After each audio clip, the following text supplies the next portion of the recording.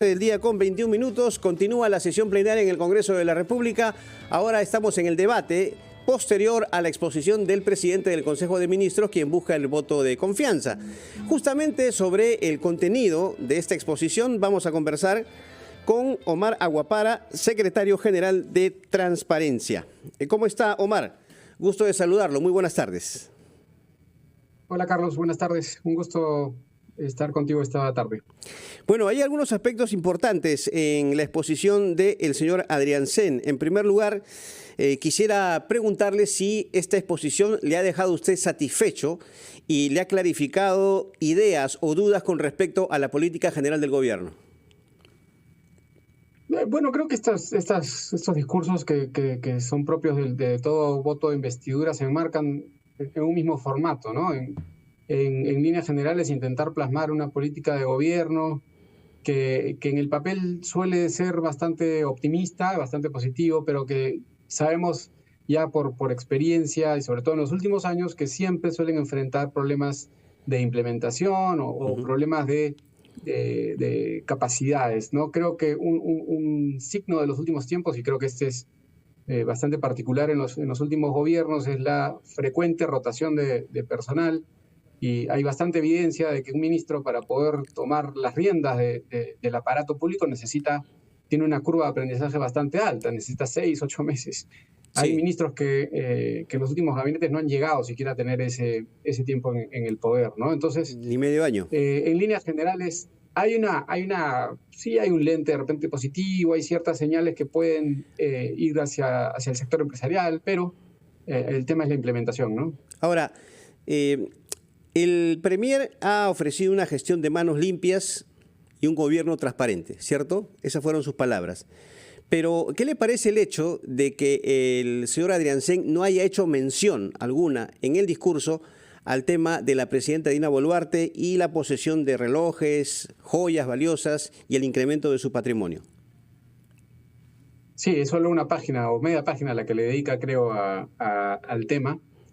Y creo que eso refleja un poco que el mensaje que necesita dar está en torno a ese tema. Su público objetivo no es el Congreso. Esas declaraciones tienen que estar dirigidas hacia la opinión pública, como lo intentó hacer el domingo en programas periodísticos o la propia presidenta en sus declaraciones ante la Fiscalía.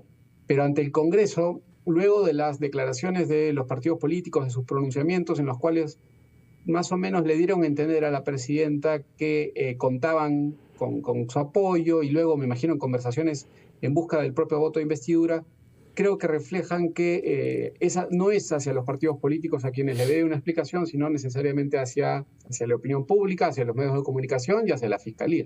Pero ante el Congreso también es importante, porque en el Congreso, por ejemplo, hay, diríamos, una intención de parte de la Comisión de Fiscalización de investigar a la presidenta, ¿no? Va a pedir facultades de comisión investigadora. Además, se le ha ampliado la investigación, por eso le preguntaba si no había sido pues una especie de error u omisión no haber incidido en el tema, ¿no?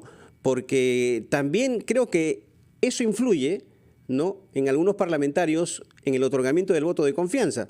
Eso es lo que han manifestado incluso antes de la presencia de Adriancén. Sin duda, sin duda. Y creo que hay una minoría, por lo menos al parecer en términos de votos en el Parlamento, que no solo probablemente no suele ser un buen indicador lo del voto de investidura, porque ha pasado antes, que se le daba el voto de investidura a un gabinete y luego se votaba a favor de una vacancia, ¿no? Hay esas incongruencias a veces en el Congreso, pero es verdad, hoy dentro del Parlamento hay fuerzas políticas que sin duda van a negarle el voto de investidura por el tema de los relojes y probablemente estén apoyando una moción de vacancia presidencial. Hay dos ya, hay dos en trámite. Hay dos en trámite, sí, pero creo que en la aritmética de la vacancia que nos domina en los últimos años, y es mi entender que el Ejecutivo considera que tiene los votos como para lograr el voto de investidura y para sortear una moción de vacancia presidencial sin la necesidad de abordar el tema de los relojes, ¿no? Creo que eso fue el rol que tuvo el ministro Adriancén el domingo ante las cámaras, y más bien hoy, quizás para evitar decir más también, y no ser visto adelantar una posible respuesta que ya pueda tener la presidenta, optó por el silencio, ¿no? Bueno, también ha manifestado que se van a desarrollar estrictas medidas de austeridad en el Poder Ejecutivo, reduciendo el uso de los recursos públicos en gastos no esenciales. ¿Cómo se podría concretar esto, Omar? Me refiero justamente a establecer medidas de austeridad. Hace poco el Ejecutivo aprobó un crédito suplementario para el Congreso, lo cual va en contradicción con esta política de austeridad. Pero ¿usted qué opina al respecto? Es un tema complejo. Ha salido hace poco un informe que resaltaba, creo que es del Consejo Privado de la Competitividad, si mal no recuerdo, en el que hablaba sobre el crecimiento que ha tenido las planillas, ¿no? del gobierno en algunos sectores en específico, ¿no? Y probablemente esta medida de repente sea una respuesta ante ello, ante la necesidad de repente de ser un poco más eficiente en el gasto estatal. Me parece que también es un mensaje alineado con lo que es la coyuntura o con lo que es el clima económico actual, en el que se puede ver con cierta frivolidad de repente algunos gastos. Es un discurso que se maneja en ciertos sectores políticos, esta idea, ¿no? Detrás de las consultorías, detrás de... Exacto, Omar. Permítame, justamente quería incidir en eso. Lo que ha manifestado Adrián Sen es que estas medidas de austeridad están referidas a consultorías, como dice usted, viajes nacionales e internacionales, adquisiciones de vehículos, entre otros. O sea, no al dispendio, no a contrataciones con perfiles y productos entregables auditados. Estas serían las reglas, ¿no? Contratar bajo esa premisa.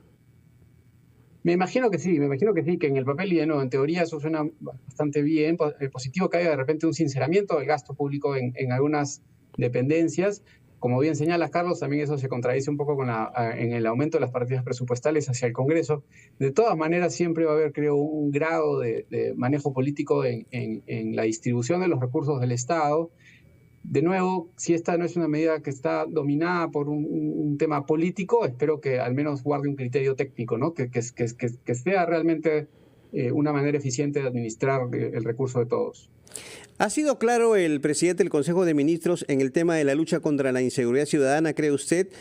Ha reconocido que la delincuencia es uno de los mayores problemas del país, ha prometido mano dura, ¿no?, contra los delincuentes y además crear la División de Investigación de Delitos Transnacionales.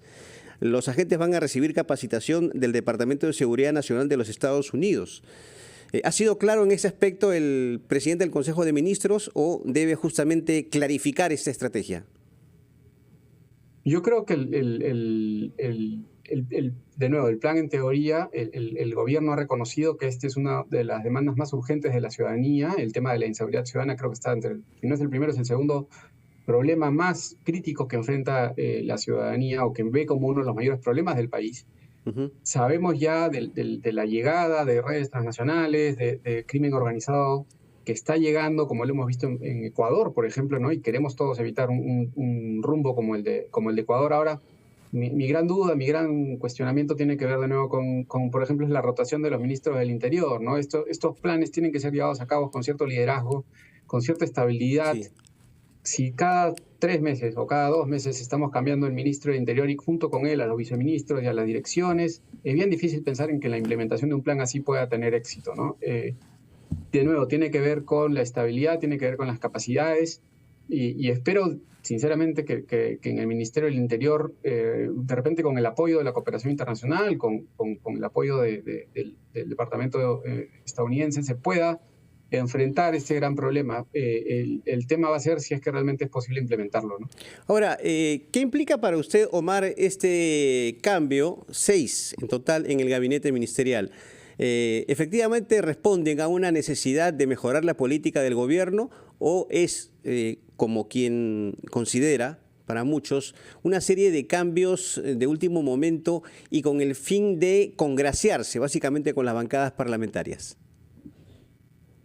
Hay ciertos nombramientos que parecen obedecer a una respuesta política frente al voto de investidura y frente a, de repente, complacer un poco a las fuerzas políticas dentro del Congreso, ¿no? Ya teníamos cartas en el Ministerio de Salud, por ejemplo, el señor César Vázquez, si mal no recuerdo, que es de Alianza para el Progreso, y hay ciertos perfiles que por lo menos muestran que han sido afiliados a algún partido político, ¿no? Entonces, y de ciertas bancadas específicamente que son las que están dándole el apoyo a este gobierno. Hay ambos factores, me parece que también había la necesidad, y siempre suele ser una buena estrategia, o una estrategia que se suele usar en muchos gobiernos, de refrescar los gabinetes como para intentar darle vuelta a la dinámica política especialmente, ¿no? Antes un cambio ministerial creo que ganaba mucho más, cobraba mucha más atención y lograba cambiar el foco Sí. de atención, porque hacía otros problemas. Hoy no sé si tanto por la frecuencia inusitada que tenemos de cambios ministeriales. Una última pregunta, Omar. Hablamos al comienzo acerca de la ampliación de la indagación preliminar a la presidenta de la República. Eso lo anunció ayer el fiscal de la Nación interino, Juan Carlos Villena. ¿Qué tanto complica para usted esta ampliación de investigación a Dina Boluarte? Bueno, creo que es una piedra bastante significativa en sus zapatos, ¿no? Creo que ella no de repente esperaba tener la atención de los medios de comunicación y del poder y del Ministerio Público detrás. Creo que se proyecta como una sombra negativa sobre su gobierno, de la misma manera en que las investigaciones, las investigaciones que se le abrían a Pedro Castillo en su momento también amenazaban y le daban bastante inestabilidad a su gobierno, ¿no? Creo que es importante que la presidenta logre proporcionar una respuesta plausible para estos bienes, y que de esa manera logre, de alguna manera, dejar que este tema no influya en el manejo ¿Fue un error que no se presente ¿no? ayer ante el Congreso?